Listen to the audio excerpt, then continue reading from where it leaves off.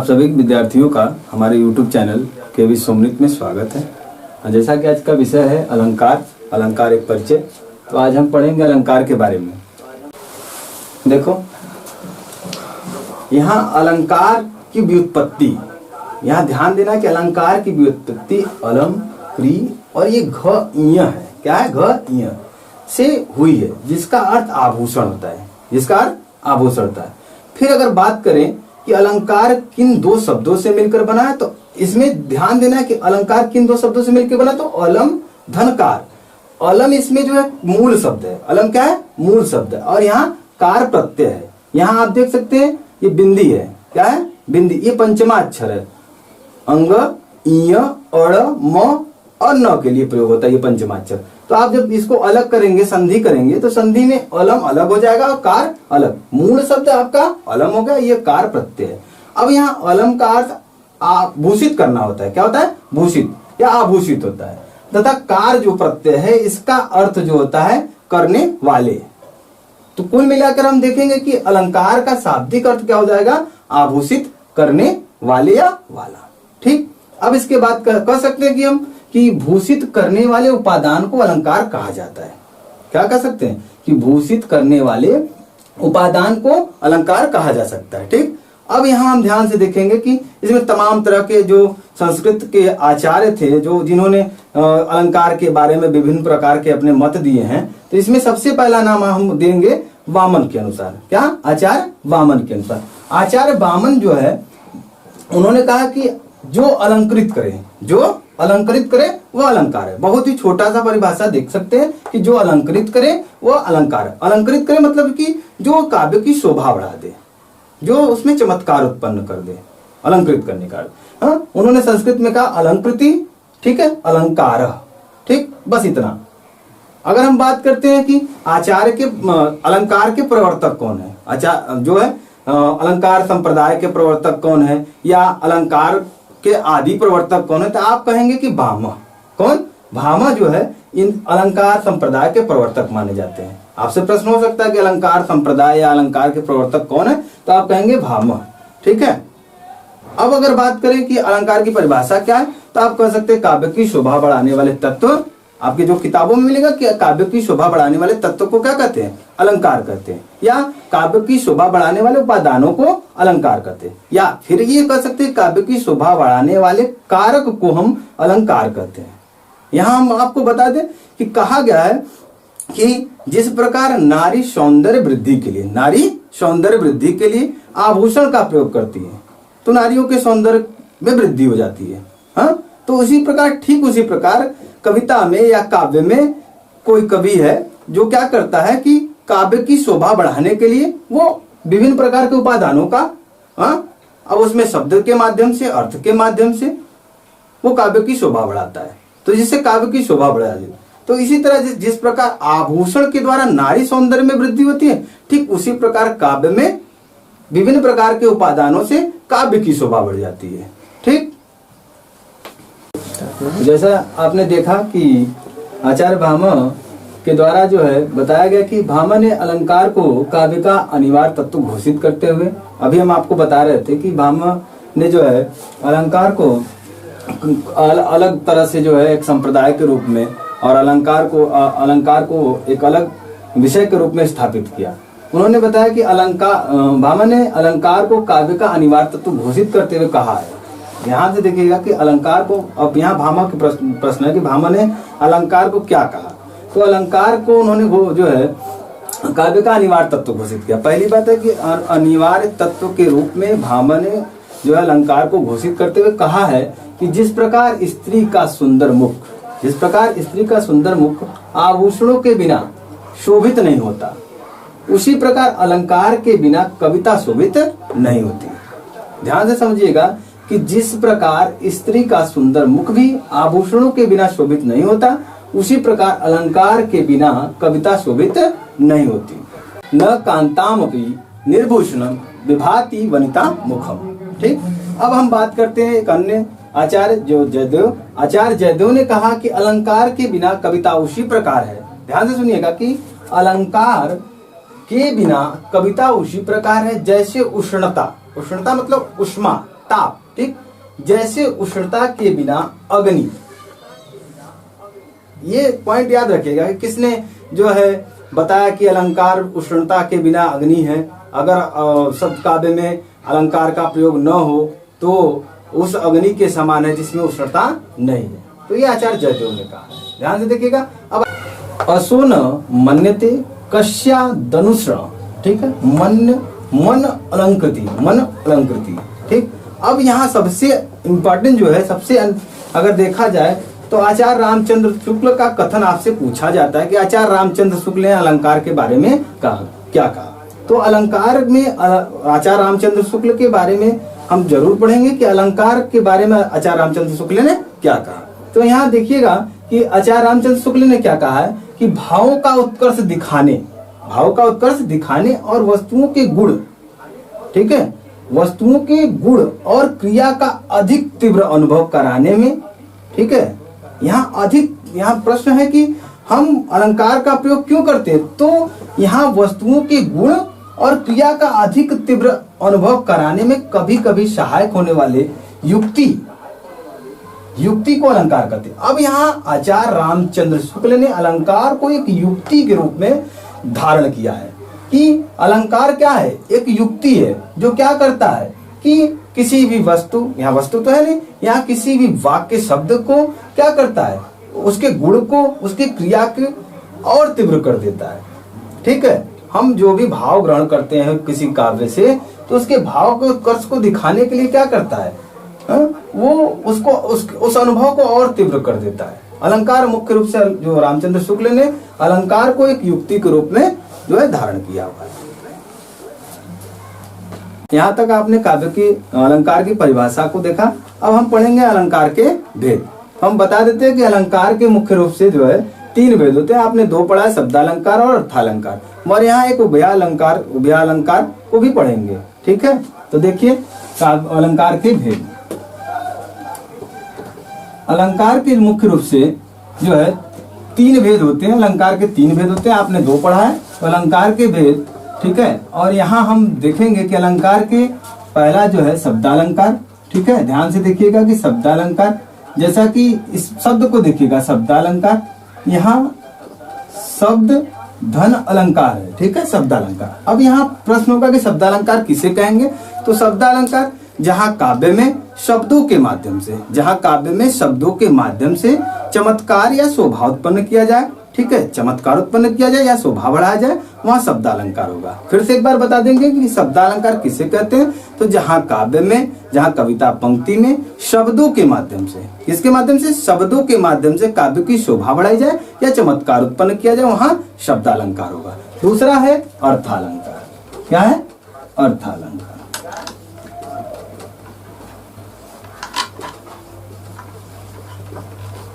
देखिए अर्थ धन, 1 मिनट, अर्थालंकार संधि करेंगे तो अर्थालंकार, ठीक है, ठीक, अर्थ धन अलंकार, ठीक है। अर्थालंकार में क्या होता है कि जहां काव्य में ठीक उसी प्रकार, जिस प्रकार शब्दालंकार में शब्दों के माध्यम से चमत्कार उत्पन्न किया जा रहा था और शोभा बढ़ाई जा रही, इसमें भी क्या होता है कि जहां काव्य में या कविता पंक्ति में अर्थ के माध्यम से चमत्कार उत्पन्न किया, किसके माध्यम से, अर्थ के माध्यम से चमत्कार उत्पन्न किया जाए या काव्य में अर्थ के माध्यम से शोभा बढ़ाई जाए, वहां अर्थालंकार होगा। अब एक बात आता है तीसरा जो है उभयालंकार। क्या है, उभया, ध्यान से देखिएगा, उभयालंकार। उभयालंकार में क्या होता है कि जैसे उभयचर आपने विज्ञान में पढ़ा होगा, उभयचर जो जल और जो स्थल पे दोनों भाग पर, इसमें जल स्थल नहीं देखना है, यहाँ शब्द और अर्थ देखना है कि जहां काव्य में शब्द के माध्यम से तथा अर्थ दोनों ही के माध्यम से, शब्द और अर्थ दोनों ही के माध्यम से काव्य में शोभा बढ़ाया जाए या चमत्कार उत्पन्न किया जाए, वहां कौन सा अलंकार होगा, तो उभयालंकार होगा। कौन सा अलंकार होगा, उभयालंकार। ध्यान से समझिएगा कि एक शब्दालंकार जिसमें शब्दों के द्वारा चमत्कार या शोभा बढ़ाई गई, दूसरा अर्थालंकार, इसमें अर्थ के माध्यम से चमत्कार और शोभा बढ़ाई गई। अब इसमें उभयालंकार में इन दोनों के माध्यम से काव्य की पंक्ति होगी या कविता की पंक्ति होगी, उसमें क्या होगा कि शब्द के माध्यम से भी और अर्थ के माध्यम से। अब यहाँ याद रखना है कि वही शब्द अर्थ में भी चमत्कार उत्पन्न करेगा और वही शब्द जो है शब्दों के माध्यम से भी चमत्कार उत्पन्न करेगा एक ही पंक्ति में। ठीक, तो आप अलंकार के भेद, अलंकार 3, ठीक है, शब्दालंकार, अर्थालंकार और व्ययालंकार। ठीक है, जैसा कि आप सभी ने देखा, और यहाँ अब एक बार हम आपको लिख के बता देते हैं कि शब्दालंकार जहां अलंकारगत, अलंकार मतलब अलंकारगत मतलब अलंकार में सौंदर्य शब्द प्रयोग पर आश्रित हो। किस पे सौंदर्य आश्रित हो? तो शब्द प्रयोग पर। शब्द प्रयोग पर आश्रित होगा तो शब्दालंकार। और यहाँ जहां अलंकार का सौंदर्य अर्थ में निहित हो, हम अलंकार कहाँ खोजेंगे? अर्थों में खोजेंगे तो अर्थालंकार। ठीक, और व्ययालंकार में जहां शब्द और अर्थ दोनों ही कोटि के चमत्कार रहते हैं वहां उभयालंकार। फिर से देखिए, जहां शब्द और अर्थ दोनों ही कोटि के चमत्कार रहते हैं वहां उभयालंकार। जहां शब्द होंगे और शब्द से भी चमत्कार उत्पन्न होगा और अर्थ में भी चमत्कार उत्पन्न होगा वहां उभयालंकार। ठीक है, देखिए अब हम पढ़ेंगे शब्दालंकार। शब्दालंकार कितने प्रकार का होता है? तो शब्दालंकार मुख्यतः 7 प्रकार का होता है। आपको मुख्य रूप से कक्षा 9-10 में जो है आपको 3 ही पढ़ना होता है, अनुप्रास, श्लेष और यमक। कक्षा 9 में 3 पढ़ना होता है, अनुप्रास, श्लेष और यमक। इसके बाद जो है आप अर्थालंकार में जो है पढ़ते हैं तो उसमें जो है रूपक, उपमा और उत्प्रेक्षा पढ़ते हैं। मगर यहाँ हम आपको 7 बता देते हैं कि आप शब्दालंकार के मुख्यतः कितने प्रकार के शब्दालंकार होते हैं? 7 होते हैं, अनुप्रास, श्लेष, यमक, वक्रोक्ति, विवक्षा या पुनरुक्ति प्रकाश। विवक्षा या पुनरुक्ति प्रकाश, 6वां है पुनरुक्ति और 7वां है पुनरुक्ति वादाभास। पुनरुक्ति वादाभास, कुल ये 7 है जो शब्दालंकार के अंतर्गत आते हैं। ठीक, अब अर्थालंकार के बारे में हम पढ़ेंगे तो अर्थालंकार में उपमा है, प्रेक्षा है, संदेह है, भ्रांति, माने विभिन्न प्रकार के अलंकार उसमें देखेंगे। वो अगले वीडियो में। तो आगे अब हम बात करते हैं पहला अलंकार जो है अनुप्रास। अनुप्रास अलंकार आप ध्यान से समझिएगा कि जहां कहीं काव्य में, ठीक है, वर्णों की आवृत्ति, जहां कहीं काव्य में वर्णों की आवृत्ति एकाधिक बार हुई हो, जहां कहीं काव्य में वर्णों की आवृत्ति एकाधिक बार हुई, मतलब एक से अधिक बार हुई है, वहां अनुप्रास अलंकार होता है।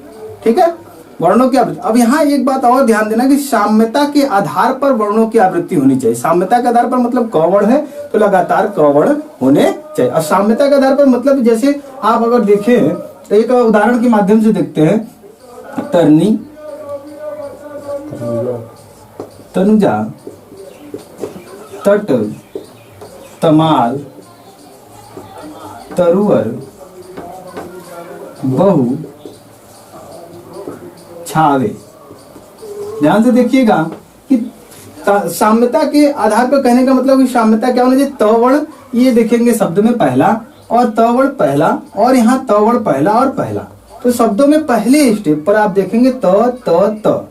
तो कहने का मतलब जहां काव्य में वर्णों की आवृत्ति एकाधिक बार मतलब एक से अधिक बार हुई हो, और यहाँ एक बात और देखें, साम्यता के आधार पर वर्णों की आवृत्ति एक से अधिक बार हुई हो, तो वहां अनुप्रास अलंकार होगा।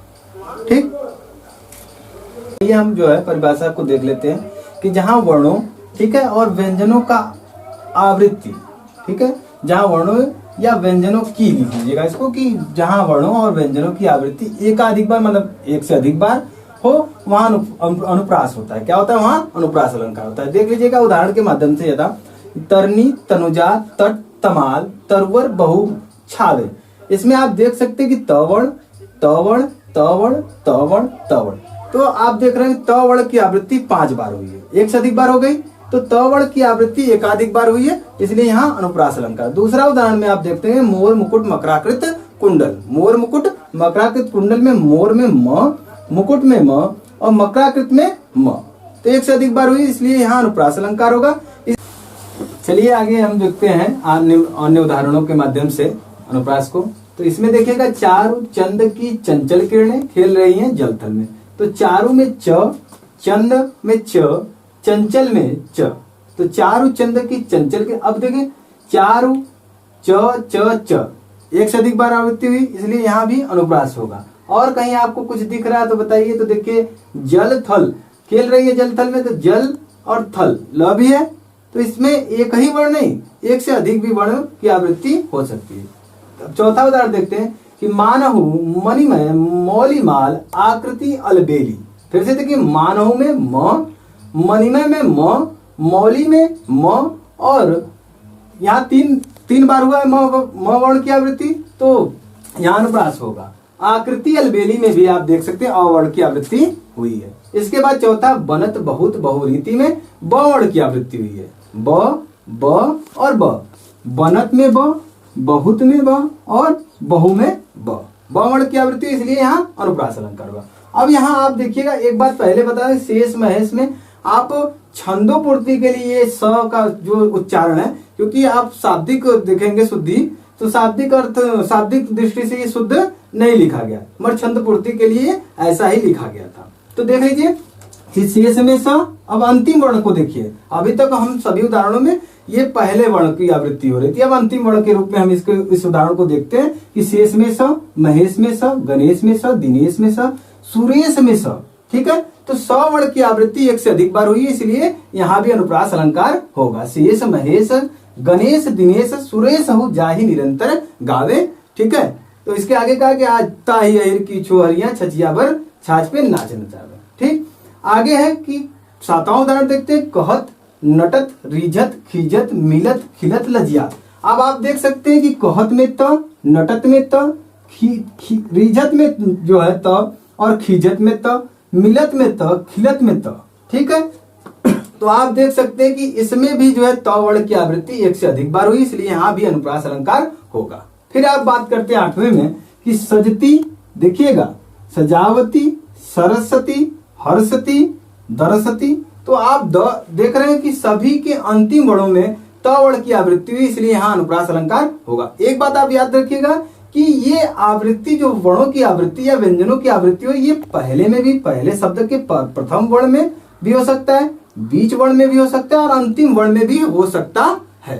ठीक, अब देखिए नौवां उदाहरण, मुदित महीपति मंदिर आए सेवक सचिव सुमंत बुलाए। आप देख सकते हैं कि इसमें सेवक में स, सचिव में स, सुमंत में स, और कहीं आप देख पा रहे हैं तो मुदित में और महीपति में। ठीक है, अब आगे 10वां उदाहरण, कैसे रहती रूप रस राची। आप देख सकते हैं कि ये तीन शब्द ऐसे हैं जिसमें र वर्ण की आवृत्ति हुई है। रहती में र, रूप में र और रस में र। अंतिम वर्ण में भी है, रांची में भी र। तो एक से अधिक मतलब 4 बार आवृत्ति हुई वर्णों की, इसलिए यहाँ भी अनुप्रास अलंकार होगा। अब यही हम आपको बता देते हैं जो है कि अलंकार, जो अनुप्रास अलंकार है, इसके 5 भेद होते हैं, जो हम अगले वीडियो में पढ़ेंगे।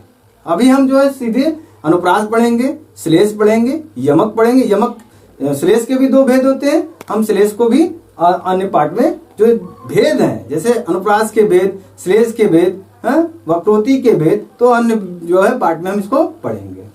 चलिए आइए हम देखते हैं श्लेष अलंकार के बारे में। श्लेष अलंकार, सबसे पहले हम श्लेष के अर्थ को जानेंगे। श्लेष का अर्थ होता क्या है? तो श्लेष का अर्थ होता है चिपकना,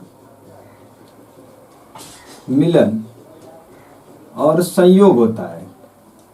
ठीक, जिसके आधार पर श्लेष अलंकार का शाब्दिक अर्थ जब लेंगे तो इसका अर्थ हो जाएगा चिपका हुआ या मिला हुआ, या इसको हम कह सकते हैं संयोग की अवस्था, संयोग। ठीक है, आइए परिभाषा को देखते हैं। तो सबसे पहले हम परिभाषा में देखेंगे कि जहां 2 या 2 से अधिक शब्द, देखिए किसी भी काव्य पंक्ति में, कविता पंक्ति में, ठीक है, जहां कहने का अर्थ यह है कि जहां भी कविता में, किसी काव्य पंक्ति में 2 या 2 से अधिक शब्द, 2 भी हो सकता है, 1 भी हो सकता है, उससे अधिक भी शब्द हो सकते हैं। देखना यहाँ है कि 1 बार प्रयुक्त, इसको ध्यान देना है कि कितनी बार प्रयुक्त हो, 1 बार प्रयुक्त हो।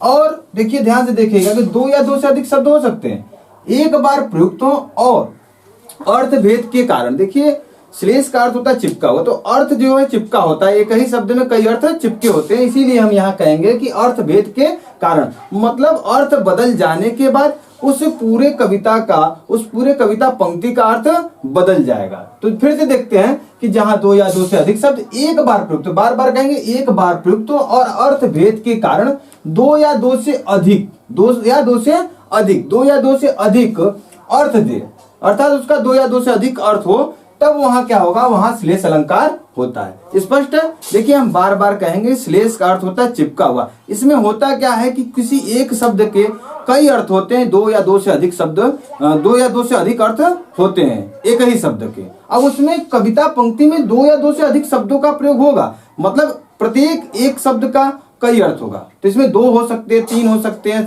शब्द बढ़ सकते हैं। ठीक, आइए उदाहरण से स्पष्ट हो जाएगा। उदाहरण से समझते हैं कि गुणते लेत रहीम जन सलील कूप से काढ़ी। यहाँ देखिए रहीम जन की बात हुई, जनमाने लोग होता है कि गुण। अब यहाँ देखिए, जब तक आपको शब्द के अर्थ नहीं मालूम होंगे,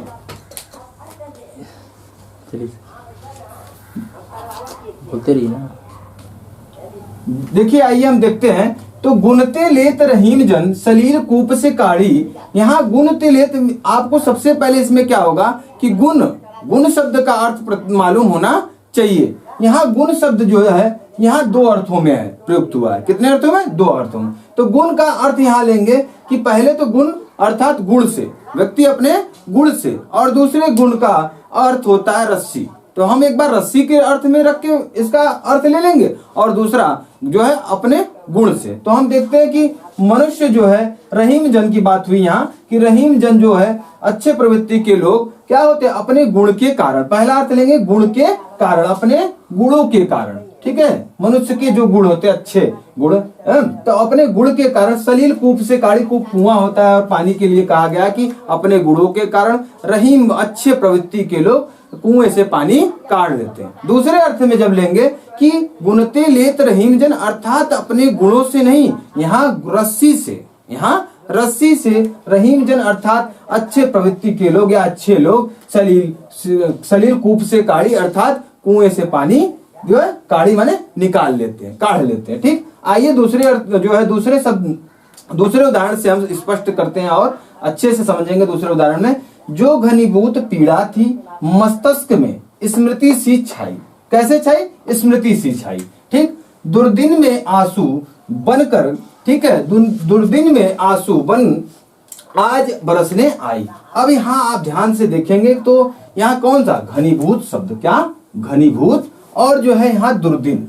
देखिए एक ही कविता पंक्ति में 2 शब्द आए, 2 या 2 से अधिक कहे थे, तो 2 शब्द आए और दोनों के क्या होंगे? 2 या 2 से अधिक अर्थ होंगे। तो हम पहले यहाँ तक समझेंगे कि जो घनीभूत पीड़ा थी मस्तिष्क में स्मृति सी छाई। घनीभूत पीड़ा का अर्थ देखिए, पहले अर्थ में हम इसको बादल से ले लेते। घनीभूत अर्थात कि जो है वर्षा ऋतु के समय बादलों का घनीभूत होना, मतलब एकत्रित होना या इकट्ठा होना, एकत्रित होना या इकट्ठा होना। तो यहाँ हो जाएगा कि जो घनीभूत पीड़ा थी मस्तिष्क में स्मृति सी छाई। अगर बादल के अर्थ में यहाँ देखिए, अगर यहाँ बादल, दुर्दिन का अर्थ बादल लेंगे, तो यहाँ भी घनीभूत को हम किस रूप में ले लेंगे? बादलों का एकत्रित होना या इकट्ठा होना। अगर यहाँ हम इसको मन में जो देखिए, जो घनीभूत पीड़ा थी, अब यहाँ पीड़ा को हम पीड़ा के रूप में लेते हैं कि घनीभूत पीड़ा मतलब कि दुख के समय एकत्रित हुई जो पीड़ा थी, दुख के समय एकत्रित हुई जो पीड़ा थी वो मस्तिष्क में किसके रूप में? स्मृति की, यादों के रूप में छा गई। और दुर्दिन, यहाँ दुर्दिन जो शब्द है, दुर्दिन का यहाँ जो दूसरा अर्थ लेंगे, यहाँ बुरे दिन से होगा। किसके अर्थ में होगा? बुरे दिन के अर्थ में हो जाएगा। ठीक है, और क्या है? दुर्दिन मतलब बुरे दिन में आंसू बनकर आज बरसने आई। अगर सीधा सीधा लेंगे तो यहाँ घनीभूत का अर्थ होगा कि वर्षा ऋतु में एकत्रित होने वाले बादल। ठीक, और दुर्दिन यहाँ जो है, दुर्दिन का अर्थ होगा वर्षा ऋतु का समय। दुर्दिन मतलब वर्षा ऋतु का समय। आइए तीसरे उदाहरण से और स्पष्ट करने का प्रयास करते हैं। तीसरे उदाहरण में भी आपको शब्द ध्यान देना होगा, कौन से शब्द का श्लेष के अर्थ, श्लेष के कारण जो है अर्थ बदल रहा है, या तो श्लेष के कारण 2 या 2 से अधिक शब्द, 2 या 2 से अधिक अर्थ निकल रहा है। तो आइए देखते हैं। मधुबन की छाती को देखो, ध्यान से देखिएगा कि मधुबन की छाती को देखो, सूखी इसकी कितनी कलियां। यहाँ कलियां, ये जो शब्द है कलियां, यहाँ कलियां शब्द जो है 2 या 2 से अधिक अर्थों में प्रयुक्त हुआ है। तो देखिएगा कि मधुबन की जो है, ये जो है कृष्ण के मथुरा गमन के पश्चात की स्थिति को व्यक्त करते हुए जो है कहा गया कि मधुबन की छाती को देखो, सूखी इसकी कितनी कलियां। ठीक है, तो यहाँ कलियां, एक कली जो है फूल की, जो है फूल के खिलने की पूर्व अवस्था होती है, फूल की खिलने के पूर्व अवस्था, मतलब फूल जो खिलने से पूर्व होता है उसके रूप में। और दूसरा देखिएगा, जब दूसरे अर्थ में, एक तो हो गया कि फूल के अर्थ में, फूल के जो खिलने से पूर्व की अवस्था होती है उसी को हम कली कहते हैं, तो उसके अर्थ में होगा। अब दूसरे अर्थ में हम ध्यान से देखेंगे कि मधुबन की छाती को देखो, सूखी इसकी कितनी कलियां। तो यहाँ दूसरे जो अर्थ को लिया गया, यहाँ यौवन से पूर्व जो है, यौवन से पूर्व की अवस्था को चित्रित किया गया कि यौवन से पूर्व की अवस्था जो होती है उस तरह की युवतियों को लिया गया। ठीक, अब हम तीसरे अर्थ में तीसरे उदाहरण को चौथे उदाहरण को देखते हैं। चरण धरत, देखिए यहाँ एक बात स्पष्ट कर देना चाहेंगे कि चरण धरत चिंताकृत और कहीं कहीं चरण धरत शंकाकृत भी होता है। तो आप उदाहरण को देखिए कि चरण धरत चिंताकृत चितवन चारहु और सुबरन। यहाँ देखिएगा सुबरन शब्द का जो है यहाँ 3 अर्थ है। एक शब्द प्रयुक्त हुआ है और 3 बार अर्थ देगा। देखिएगा ध्यान से कि सुबरन को खोजत फिरत कवि व्यभिचारी चोर। अब यहाँ देखना होगा कि जब कवि के साथ लेंगे तब इसका क्या अर्थ होगा, हाँ व्यभिचारी के साथ लेंगे तब इसका क्या अर्थ होगा, किसका, सुबरन का। मतलब कवि के साथ सुबरन का क्या अर्थ जाएगा, व्यभिचारी के साथ इसका क्या अर्थ जाएगा और चोर के साथ इसका क्या अर्थ जाएगा या लेंगे। तो हम देखते हैं कि चरण धरत चिंता कर चितवन चारों हमारा यहाँ से कि सुबरन को खोजत। जब हम कवि के रूप में सुंदर, देखिए कवि जो होते हैं अपनी कविता में अपने काव्य में सुंदर शब्दों का चयन करते हैं या सुंदर उपमानों का। देखिए सुबरन, बरन मतलब वर्ण, यहाँ सु माने अच्छा होता है, ठीक है, और वर्ण यहाँ जो वर्ण है इसको वर्ण कर सकते हैं। वर्ण को हम जाति विशेष के रूप में लेते हैं, वर्ण को रंग के रूप में भी लेते हैं। तो यहाँ जब कवि के अर्थ में लेंगे सुबरन का अर्थ, देखिए कवि कविता के लिए अपने काव्य में सुंदर शब्दों का चयन करता है। किसके, सुंदर शब्दों का चयन करता है, अर्थात सुंदर सुंदर उपमानों का चयन करता है। तो हम इसको इस रूप में लेंगे कि सुबरन को खोजत फिरत, अर्थात देखिएगा सुंदर वर्णों को, देखिएगा कि कवि के रूप में जब लेंगे तो कवि सुंदर शब्द के रूप में, सुबरन को खोजत फिरत कवि व्यभिचारी, तो कवि के रूप में लेंगे तो सुंदर शब्द या सुंदर उपमान के लिए। अब व्यभिचारी का अर्थ पहले जान लीजिए कि व्यभिचारी मतलब पर स्त्री संसर्ग रखने वाला व्यक्ति व्यभिचारी होता है। व्यभिचार करने वाला जो है मदिरा पान करने वाला, पर माने दूसरे स्त्री से संसर्ग रखने वाला। तो हम देखिएगा कि दूसरे अर्थ में जो है यहाँ जब व्यभिचारी से व्यभिचारी को लेंगे तो व्यभिचारी लोग किस सुबरन का अर्थ यहाँ देखिए बदल जाएगा। तो किस सुबरन का अर्थ यहाँ हो जाएगा, सुंदर रंग। किसके लिए हो जाएगा, सुंदर रंग के लिए। अर्थात कि जो व्यभिचारी लोग होते हैं वो सुंदर रंग की स्त्रियों का चयन करते हैं। अब हम चोर की बात कर लेते हैं। चोर, देखिएगा कि सुबरन का यहाँ जो अर्थ हो जाएगा यहाँ सोने से हो जाएगा। किससे हो जाएगा, यहाँ सुबरन का अर्थ जो है सोने से हो जाएगा, मतलब सोना, ठीक है। हाँ, तो यहाँ चोर जो होता है वो किसको खोजता फिरेगा, हाँ, सोने की तलाश में खोजता है, हाँ, हमेशा सोने की तलाश में रहता है। तो स्पष्ट है कि यहाँ सुबरन का 3 अर्थ हुआ। पहला अर्थ ध्यान से देखिएगा, पहला अर्थ शब्द के रूप में सुंदर शब्द या सुंदर उपमान, ठीक है। दूसरा जो है जब व्यभिचारी के साथ जाएंगे सुंदर रंग के रूप में प्रयुक्त हुआ, और तीसरा जब चोर के जाएंगे तो सुबरन का अर्थ जो है सोने के रूप में हुआ, ठीक, सोना।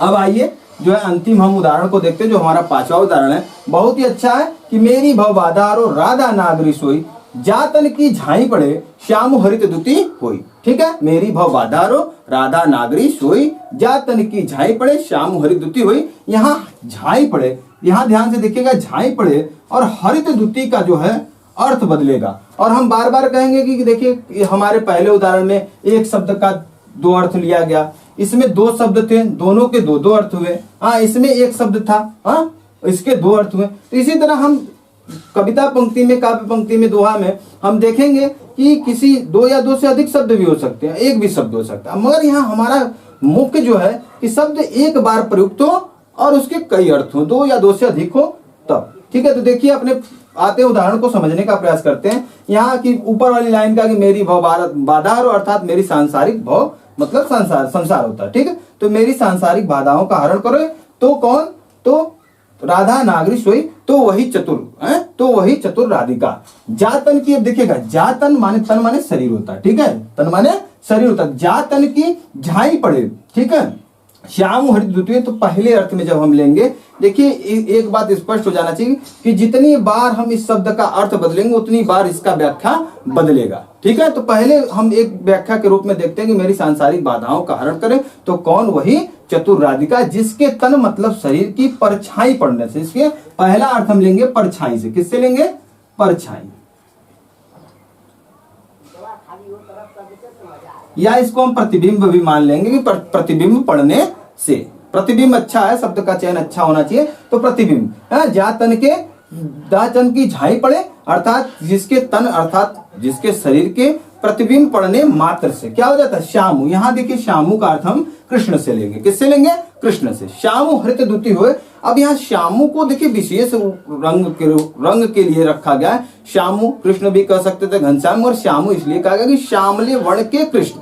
देखिएगा श्यामु मतलब श्यामले वर्ण वाले कृष्ण। हरित द्युति मतलब हरे रंग में बदल जाते हैं, किसमें, हरे रंग में। तो जो ये आपका दूसरा ये शब्द था हरित द्युति, यहाँ इसका पहला अर्थ होगा हरे रंग में, ठीक है, हरे रंग में। फिर से हम समझने का प्रयास करेंगे, जिसके तन के परछाई या प्रतिबिंब पड़ने मात्र से श्यामु श्यामल वर्ण वाले कृष्ण अर्थात कृष्ण, ठीक है, हरित द्युति हुए हरे रंग में परिवर्तित हो जाते हैं। यही स्पष्ट कर देना चाहिए कि बिहारी रंग में भी मर्मज्ञ थे।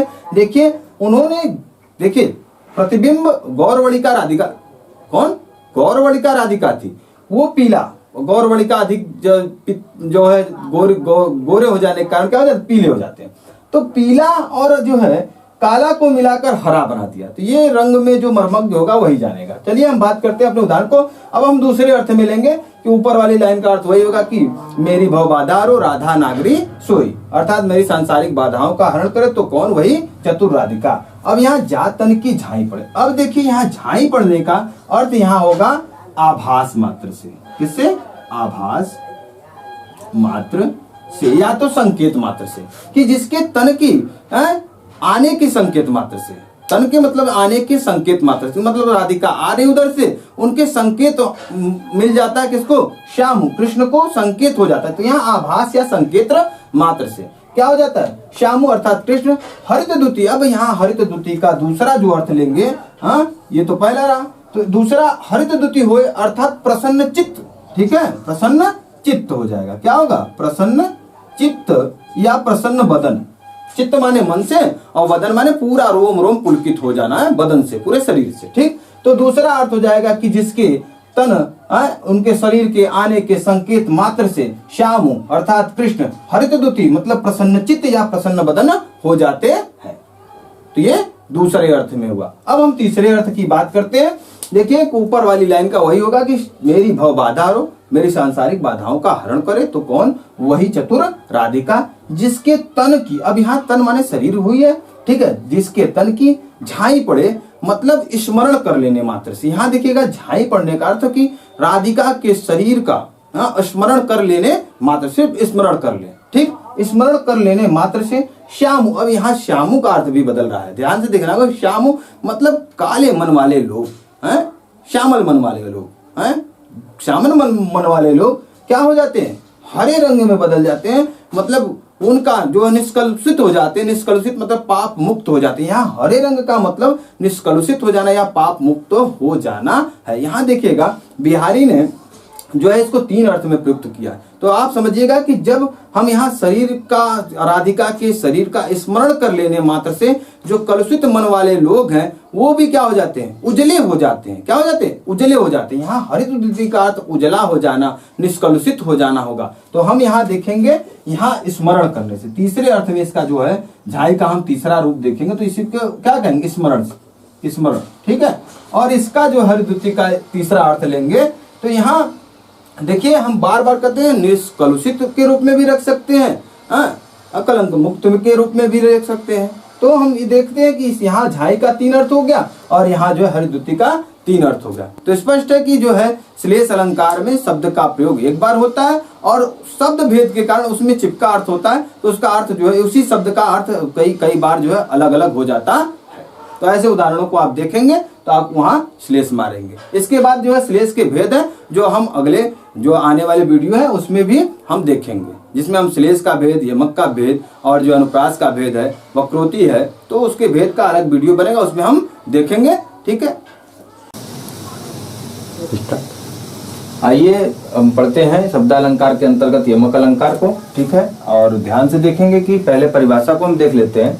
ध्यान से देखिएगा कि जहाँ एक या एक से अधिक शब्द, एक या एक से अधिक शब्द हो सकता है, दो या दो से अधिक बार प्रयुक्त हो एवं अर्थ भी प्रत्येक बार भिन्न भिन्न हो, वहां क्या होगा, यमक अलंकार। फिर से परिभाषा की बात करते हैं कि जहाँ एक या एक से अधिक शब्द दो या दो से अधिक बार प्रयुक्त हो और प्रत्येक शब्द के अर्थ अलग अलग हो, तो वहां पर क्या होगा, यमक अलंकार होगा, ठीक है। यहाँ हम बार बार कहेंगे कि कोई भी कविता पंक्ति होगी, काव्य पंक्ति होगी, उसमें शब्दों का 2 से अधिक बार या 2 बार आना ही क्या होगा, और प्रत्येक बार उनके अर्थ का भिन्न भिन्न होना ही वहां जो है अलंकार, यमक अलंकार होगा। ध्यान से देखेंगे, आइए उदाहरण के माध्यम से समझते हैं। तो पहला उदाहरण है काली घटा का घमंड घटा। जैसा कि आप देख सकते हैं कि एक बार काली घटा में घटा और लास्ट में जो है घटा, 2 बार घटा शब्द का प्रयोग हुआ है। और पहले घटा का अर्थ जो है बादल से लिया गया है और दूसरे घटा का अर्थ जो है घटने से कम होने से लिया गया है। तो आपने देखा कि पहले उदाहरण में 2 शब्द है जो एक ही जैसे सादृश्य है, लिखावट में भी देखने में भी दोनों एक जैसे हैं, परंतु दोनों के अर्थ भिन्न भिन्न हैं। तो जहां भी कविता पंक्ति में, काव्य की पंक्ति में 2 शब्द, 2 या 2 से अधिक भी हो सकते हैं, 2 शब्द 2 बार प्रयुक्त हो, 2 से अधिक बार भी प्रयुक्त हो, परंतु दोनों का अर्थ जब भिन्न भिन्न होगा तो वहां यमक अलंकार होगा। दूसरे उदाहरण से देखते हैं कि केकी रौकी नुपुर ध्वनि सुन, केकी रौकी नुपुर ध्वनि सुन, जगती जगती, 2 बार जगती का प्रयोग हुआ है, जगती जगती का मुख प्यास। तो आप देख सकते हैं जगती जगती का मुख प्यास में प्रथम जगती का अर्थ जो है जागरण से लिया गया है और दूसरे जगती का अर्थ जो है जागृति से लिया गया है। सॉरी, देख लीजिएगा कि प्रथम जगती का अर्थ जो है धरती से लिया गया है, भू धरा धरती, ठीक है, जगती होता है तो धरती से लिया गया, भूमि से लिया है कि केकी रौकी नुपुर ध्वनि सुन, जगती अर्थात धरती का मातृभूमि की बात हो रही है, जगती दूसरे धरती जो है जगती का अर्थ जागृति से लिया गया कि जगती का मूक प्यास अर्थात कि धरती का जो मूक प्यास है वो जागृत हो जाता है। हम तीसरे अर्थ को देखते हैं कि तीसरे उदाहरण में देखेंगे कि खग कुल कुल सा बोल रहा, किसलय का अंचल डोल रहा, खग कुल कुल सा। तो यहाँ आपने देखा कि 3 बार कुल शब्द का प्रयोग हुआ है, ये दोनों एक साथ ले लेंगे। खग माने पक्षी होता है, पक्षियों, कुल माने समूह होता है, तो पक्षियों का समूह कुल सा। यहाँ कुल जो है ये कुल जो है कलरव की ध्वनि है। कलरव जब पक्षी चहचहाते हैं तो इसको हम कलरव कहते हैं, ठीक है। तो एक तरह से यहाँ ये 2 द्वितीय और तृतीय, दूसरा और तीसरा जो है कुल का प्रयोग कलरव की ध्वनि के लिए, और पहला जो है कुल समूह के लिए है, समुदाय के लिए, ठीक है। तो आप देख सकते हैं कि खग कुल सा बोल रहा है, यहाँ 2-3 बार जो है कुल का प्रयोग हुआ है। और यहाँ आप देख सकते हैं प्रथम कुल का अर्थ समूह परिवार से, खग का समुदाय या परिवार, ठीक है, कुल सा बोल रहा है अर्थात कलरव की ध्वनि, ठीक है।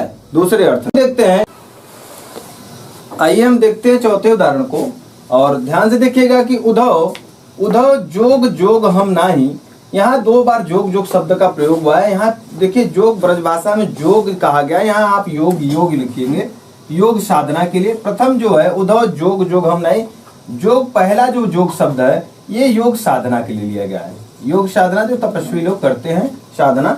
फिर दूसरे जोग का अर्थ है कि हम उसके योग्य नहीं है। यहाँ पर देखिएगा कि उद्धव प्रसंग से लिया गया है कि उद्धव जोग हम नहीं, अर्थात कि हे उद्धव जी, राधिका गोपियां कह रही हैं कि हे उद्धव जी हम योग साधना के योग्य नहीं है, मतलब उसके लायक नहीं है एक तरह से। तो आप देख सकते हैं कि प्रथम जोग का अर्थ योग साधना है और दूसरे जोग का अर्थ योग्य नहीं है, ठीक है। योग्य के लिए कहा गया कि योग्य नहीं है, ठीक, कि उद्धव जोग हम नहीं। अब 5वें अर्थ को देखते हैं, ध्यान से देखिएगा कि 5वें जो है उदाहरण में हम देखेंगे कि तू मोहन के उर्वशी, ध्यान से देखिएगा पहला उर्वशी, यहाँ तू मोहन के उर्वशी हो, ठीक है, उर्वशी के समान। तो पहला उर्वशी को जो है आप ध्यान से उर माने हृदय होता है, और जो है और दूसरे जो है उर्वशी का जो अर्थ है इंद्रलोक की एक अप्सरा थी उर्वशी, उनके अर्थ में लिया गया। तो उर्वशी मतलब हृदय में बसने वाली, इसको डायरेक्ट हम लिख देते हैं उर्वशी मतलब हृदय में बसने वाली। ध्यान से देखिएगा कि तू मोहन की उर्वशी, 2 बार उर्वशी शब्द का प्रयोग हुआ है। पहला उर्वशी का अर्थ जो है यहाँ, पहले उर्वशी का अर्थ जो है हृदय में बसने वाली, और दूसरे जो है उर्वशी मतलब उर्वशी जो है नर्तकी थी, नर्तकी के समान। तो आपने देखा किस प्रकार से जो है यमक अलंकार में मुख्य रूप से, तो आपने देखा इन 5 उदाहरणों के माध्यम से कि जहां भी कविता पंक्ति या काव्य पंक्ति में दो शब्द या दो से अधिक शब्द का प्रयोग हो और प्रत्येक शब्द का अर्थ अलग अलग लिया जाए या प्रत्येक शब्द का अर्थ अलग अलग हो तो वहां पर यमक अलंकार होता है।